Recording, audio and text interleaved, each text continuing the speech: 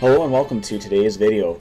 We're going to be talking about our learning management system in our classroom. We use Google Classroom as our main hub for housing videos, assignments, lab work, and any other material that might be pertinent to our course. So in order to join my Google Classroom, you will need this class code, which can be found right up here. That is O4LELWE, and once you punch that code in, you will be part of this class. Once you get into the class, one of the first things I'd like you to do is in the stream, there's a post posted about you taking a moment to introduce yourself and sharing one thing that you enjoy doing in your free time. I'd just like us to get to know one another beyond our school environment. The other thing I'd just like to draw to your attention is we will have weekly virtual meetings, and this is the Google Meet link. Those virtual meetings will be posted in the stream at a specific time every week for about an hour, and you can just drop in to talk, ask questions about anything that you might be a little bit confused about with the course. In terms of how the course itself works, that will be happening mainly in this classwork tab, which is up here at the top. You can see there's a few assignments posted already. Our first unit of study is going to be sound and light. And within the sound and light unit, we have lesson 1, which is a video, and that video is something that you will want to watch. And after you watch the video and you've taken some notes on it and done some of the check for understanding questions that are embedded within the video, you then will take on this assignment, lesson 1, mastery check. To access these assignments, you would just open the assignment, and within it you will see there's two things attached to it. One is the video on Edpuzzle.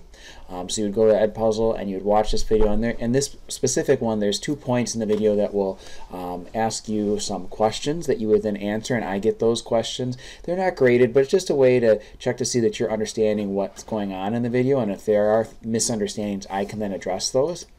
And then this is the lesson 1 guided notes, and this is something that you would want to do. Each of you is going to get a copy of this, and within the guided notes there's blue boxes that are text boxes that you can click and then fill in. So these are the exact same notes I'll be going over in the video, but some of the pieces of the text are missing within the notes, so you can engage and interact with the content that I'm presenting, and then you would submit this back in as an assignment. In your version, there will be a blue button up here that says turn in, so once you've filled out the notes, just turn that in to me and I can see that you're actually following along and taking notes in class as you're watching the video. Once you feel like you have a strong understanding of that lesson's materials, you can then go to the lesson 1 mastery check.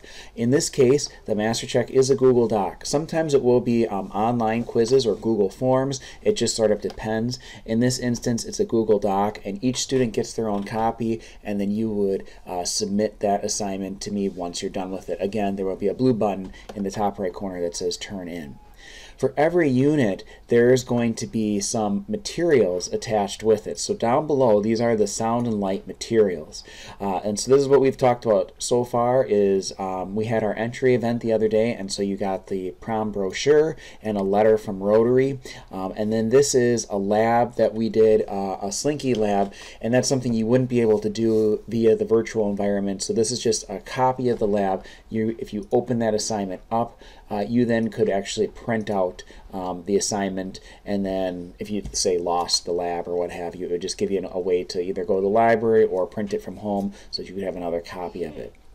That's the general format of our Google Classroom, is that each unit will be labeled at the top, so we're in the sound and light unit, and then you will have your lesson checks, or excuse me, lessons, and then your lesson checks associated with that specific lesson. Generally, each unit will have about 5 or 6 lessons, it just kind of depends, but generally around there. And then each unit will also have what I call materials, and these are things that are not assignments or things that you need to turn in, but instead just useful handouts or whatnot that I may have given you in class, or if there's something that you just cannot do in a virtual environment, such as a lab, it might be just a copy of the lab for you to be able to print off if you need another copy of it. Just one other thing I would quickly point out is by enrolling in the Google Classroom, you automatically get into this classroom's Google Calendar. So if you use Google Calendar, any assignments that I make will now start to show up on your Google Calendar if you choose to follow the my class in your Google Calendar. So that's another nice way, if you use that tool, to kind of just keep track of assignments on when they're due and what's coming up, all that good stuff. As always, if you have any questions or concerns, feel free to shoot me an email or talk to me in class, and we'll see you all in the next video.